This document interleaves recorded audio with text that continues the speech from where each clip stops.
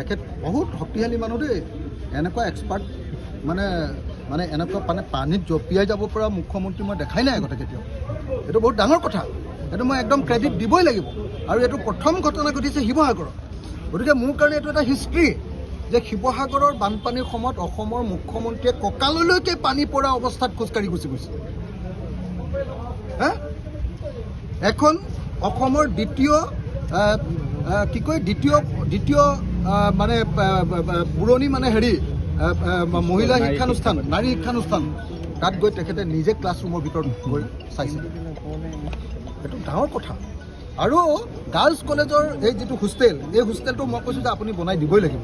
তেখেতে কৈছে মই কৰি দিম। ষ্টেডিয়ামটো মই কৈছোঁ ক্ষতিপূৰণ দিব, কৈছে প্ৰীতম প্ৰিন্সিপাল, সি মোক এষ্টিমেটটো দিব, মই কৰি দিম। গতিকে মই আৰু কৈছোঁ যে স্কুলবিলাকত 2 লাখকৈ দিলে নহ'ব দাদা, অলপ পইচা বেছিকৈ দিব। তেখেতে কৈছে মই বিবেচনা কৰিম।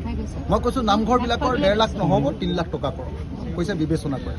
সেইবিলাক হয়তো হৈ যাব পাৰে, কিন্তু প্ৰত্যেকটো পৰিয়ালক 10 লাখ টকা দিবৰ কাৰণে যিটো অনুৰোধ সেইটো অনুৰোধ নামানিলে। লাষ্টত মই কৈছিলোঁ যে ফাৰ্ষ্ট ফেজত আপোনালোকে ফাৰ্ষ্ট কিস্তিত আপুনি 2 লাখ টকা দিয়ক, সেইটো তেখেতে নামানিলে। গতিকে এইটো মোৰ দুখ থাকি গ'ল। কিন্তু এনেকুৱা বিপদৰ সময়ত মুখ্যমন্ত্ৰীয়ে কঁকাললৈকে পানীত নামি আমাৰ শিৱসাগৰ ভ্ৰমণ কৰিলে, তাৰ কাৰণে মই ধন্যবাদ জ্ঞাপন কৰিছোঁ।